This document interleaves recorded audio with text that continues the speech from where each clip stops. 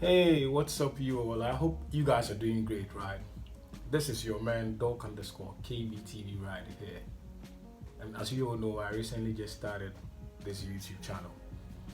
Until recently, I was not into those kind of stuff.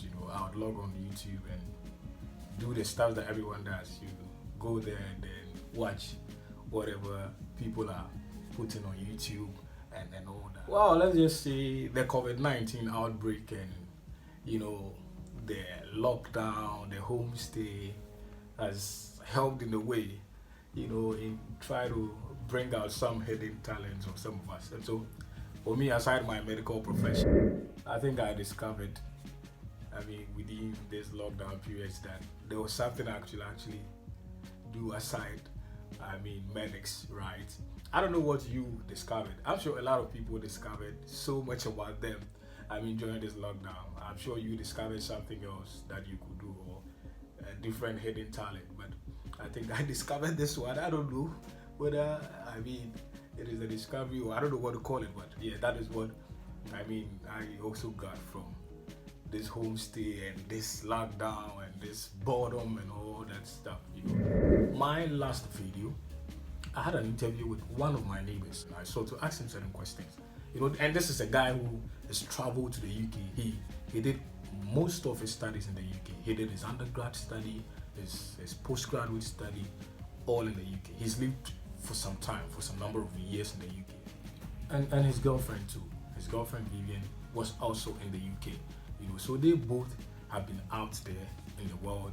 They have had majority of their lives studying in the UK, and so they have been well exposed and they understand what it is to live in someone's country and what it is to be discriminated against. And so I try to put them right there on the spot and ask them certain questions.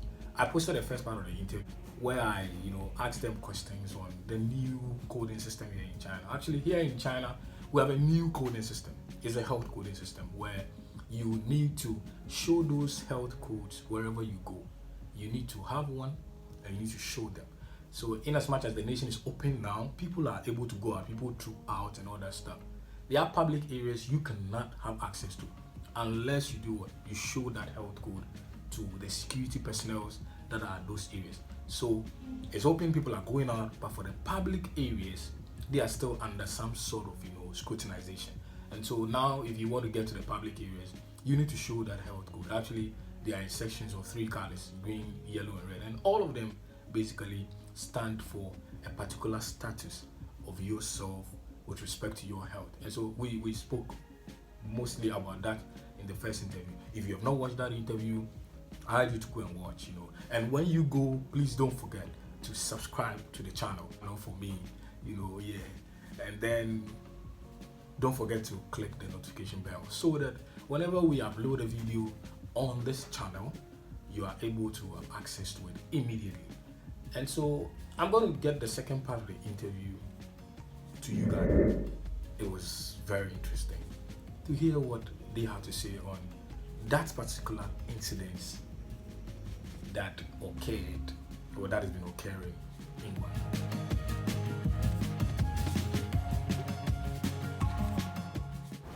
There's been some news recently about certain kinds of mistreatment going on. I think you've heard these stories too. Like myself, I've heard them. I think you also heard about them. Yeah. What can you say to the Chinese people that are in Guangzhou and the Africans? What can you say? What can we do to make sure our relationship are always good? I think in every country, in every city, things always happens, both fortunate one and unfortunate one. Yes, right? of course. I regard this one as unfortunate one. What I have to say is, most of the Chinese people, I think, they love Africans, and it's like you and me. Yeah, like you and me. And yeah. We're great friends. We're really great friends,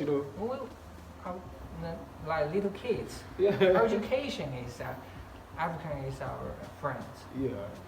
we have lots of these kinds of communications in different industries, different areas, right? So I don't want to see a single isolated, unfortunate event affects this good atmosphere, right? Between the Chinese and Africa. And I think from other side, we have these kinds of unhappy things. Behind that is we have more communications, right?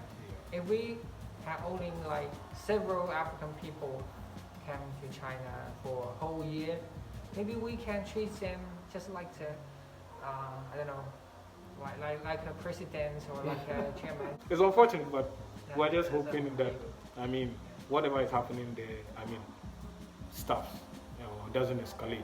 And whatever the reason is, the both countries or continents can sit and then solve everything.